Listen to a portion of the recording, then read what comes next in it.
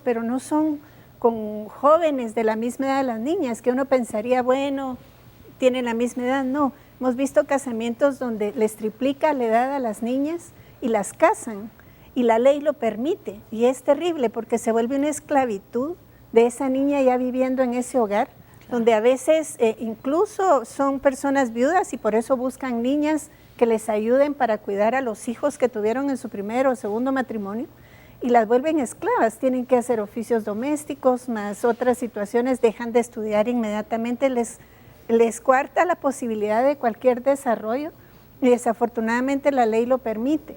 Es terrible y es devastador para lo que puede ser. Hemos visto casos en donde han sido abusadas sexualmente las niñas y las casan con sus agresores. Sí. Entonces, ¿cómo puede esa niña o esa mujer más adelante criar a sus hijos?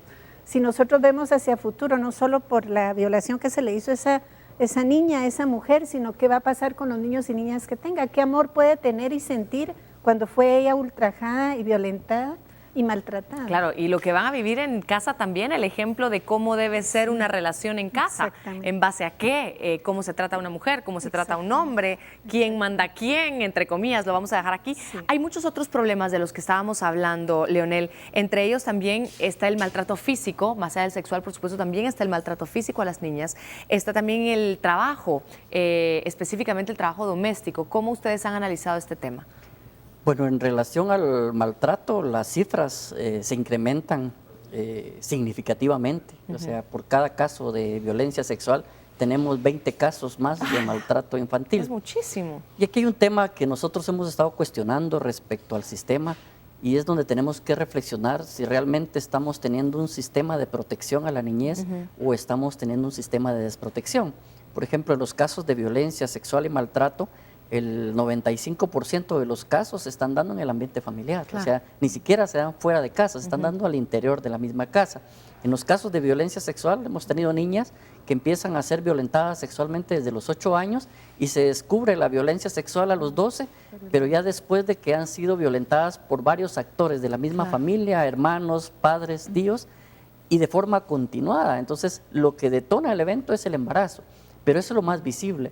Pero hay mucho maltrato psicológico al interior de la familia por muchas razones. Yo creo que aquí tampoco hay que obviar ciertos problemas estructurales que está teniendo la familia para poder desarrollarse, la angustia que provoca al interior de la familia, muchas veces no tener recursos y el no saber cómo manejar la situación termina derivándose en violencia hacia los propios hijos.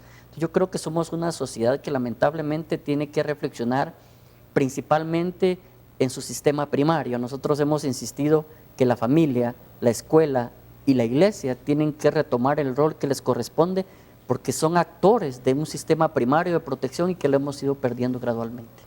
Claro, y es increíble cómo estas consecuencias, por supuesto, se ven, se sienten no solo en la vida de las niñas, sino en toda la sociedad. Y ahí es donde creo que fallamos, Débora, en entender que lo que le está pasando a alguien que hoy no conozco yo, le está afectando a mi vida, a mi entorno, a mis hijas, al futuro de mi país también. Yo creo que tenemos que pensar, bueno, ¿y qué hacemos? ¿Verdad? Exacto. ¿Cómo salimos de este círculo? Definitivamente hemos visto que la educación es un factor de cambio y que transforma. Y hablamos desde los padres, pero si los padres no pudieron, pues sus hijos y sus hijas sí lo van a lograr hacer. Vemos que la niña que estudia tiene menos riesgo de quedar embarazada prontamente. La niña que estudia tiene la posibilidad de salir de ese círculo de pobreza y de violencia, porque una niña también ya no es engañada fácilmente. Una niña con educación puede velar por sus derechos, ella misma se le empodera, y nosotros sí por eso le apostamos en plan de que es definitivamente la herramienta que nosotros le queremos apostar. Vemos que muchos padres de familia también caen en dar a sus hijas o permitan que se casen por la misma situación de pobreza, como decía Leonel, pero cuando hemos logrado nosotros a través de becas escolares que le estamos dando a las niñas y hablado con los padres, hemos logrado que las dejen estudiando y les transforma su vida. Tenemos el caso de una niña que es de Carchá, que definitivamente ella quería seguir estudiando, sus padres ya la iban a casar. Ella habló con nosotros y por ese vínculo que tenemos logramos convencer a los padres, les dimos una opción de una beca para estudiar a la niña y ellos accedieron. Esa niña ahora ya se graduó de maestra, esa Wow. niña no se casó, y ella dice, ve a sus compañeras que eran de su misma edad, que ya tienen 2, 3 hijos, y ella tiene otro futuro. Claro, claro. Y incluso es tal el liderazgo que tuvo con su misma familia, que su mamá se empoderó mucho de verla, que ella era una lideresa, porque es una lideresa. Ella empezó a estudiar, la mamá no sabía leer ni escribir, y fue su hija la que le inspiró a la madre. Qué Entonces lindo. también podemos ver esas historias de éxito donde la educación definitivamente nosotros le apostamos a eso. Pero como dice también Leonel, el sistema de protección del Estado. Nosotros necesitamos contar con un Estado fuerte.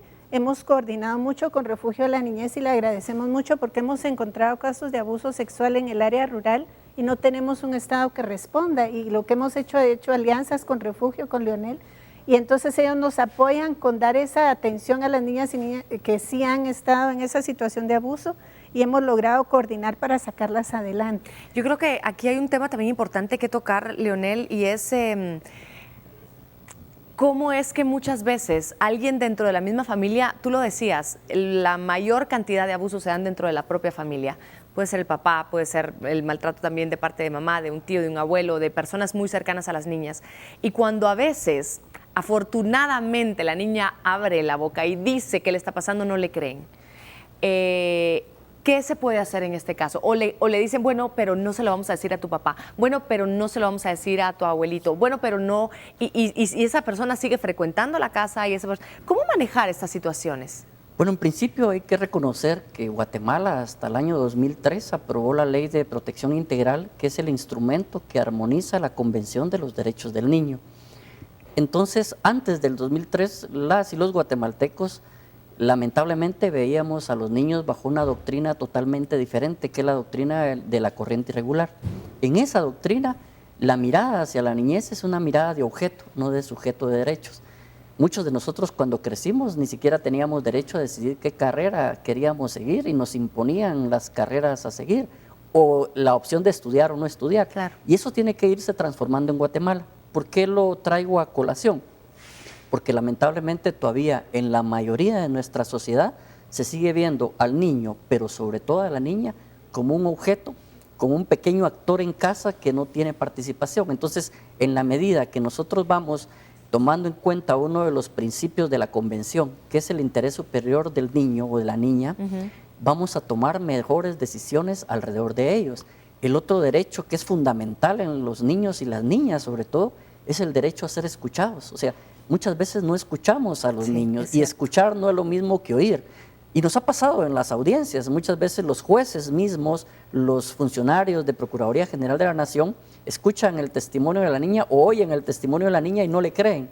Entonces, tenemos que aprender a creerle a las niñas en lo que están manifestando, porque una historia de violencia sexual una niña no se la va a inventar, difícilmente tiene esos alcances. Entonces, creo que culturalmente tenemos que ir modificando ciertas formas de relacionarnos con los niños y con las niñas que nos permitan darle un valor distinto en esta sociedad.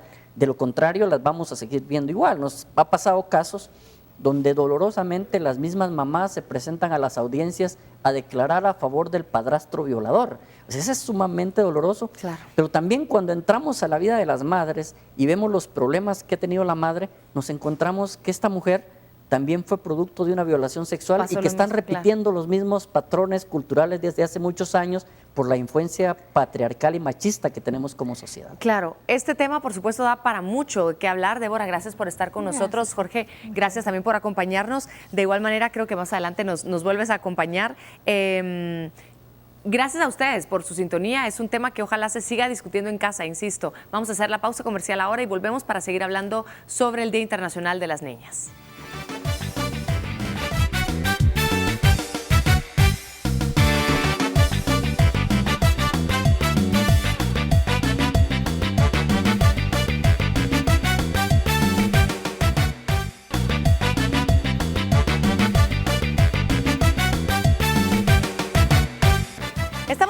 Show con Tuti, gracias por su sintonía. Estamos hoy sumándonos, mejor dicho, a las muchas iniciativas que existen alrededor del mundo para visibilizar, para recordarnos que hay que poner atención, que hay que todavía dar pasos grandes en beneficio de un grupo que son las niñas en el mundo entero, no solamente en Guatemala.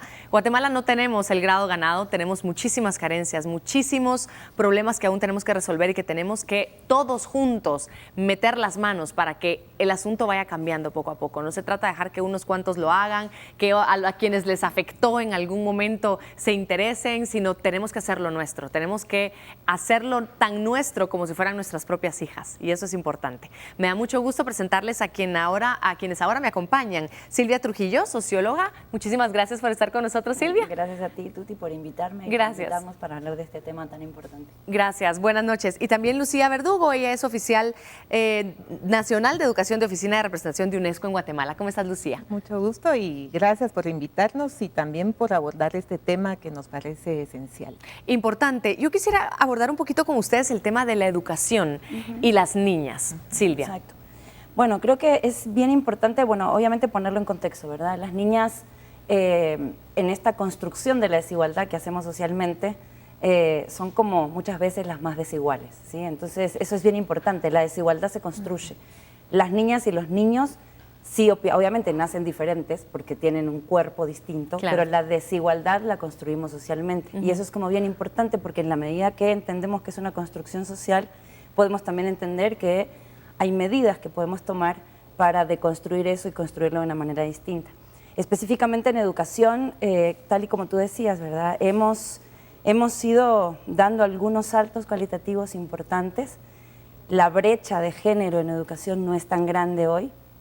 Las estadísticas nos dicen que cuando las niñas logran ingresar al sistema educativo, permanecen en todos los niveles más que los niños.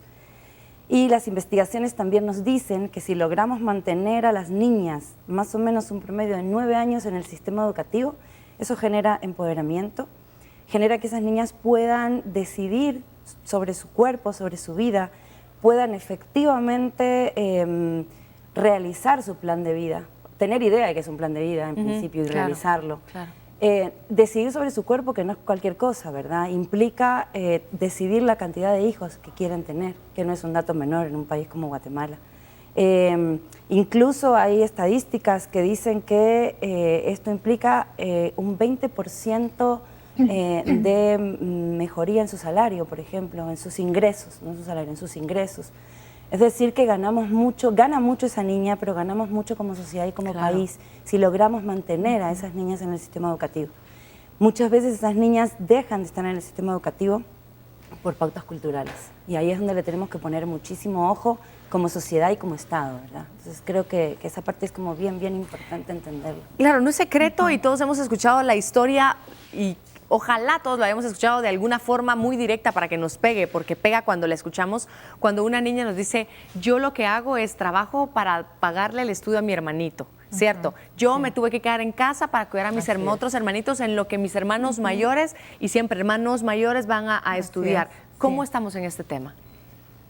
Como decía Silvia, tiene razón, las estadísticas en general indicarían que en Guatemala hay paridad de género. Paridad de género quiere decir que hay un niño y una niña por igual en el aula. Sin embargo, la condición de género afecta a las niñas especialmente cuando pasan de la primaria a la secundaria. Ahí es donde vemos el primer bajón, en donde definitivamente está afectando el acceso a la pubertad, la necesidad de quedarse en casa efectivamente cuidando a los hermanos, ayudando a la mamá, o llevándole la comida a los padres, o muchas veces, pues lamentablemente, también ya haciéndose cargo de una familia. Claro. Tenemos unos índices muy altos de matrimonio, ojalá matrimonios, arreglaron se unen precozmente. El tema de la maternidad en las niñas y en las adolescentes es un tema de preocupación para nosotros en Guatemala.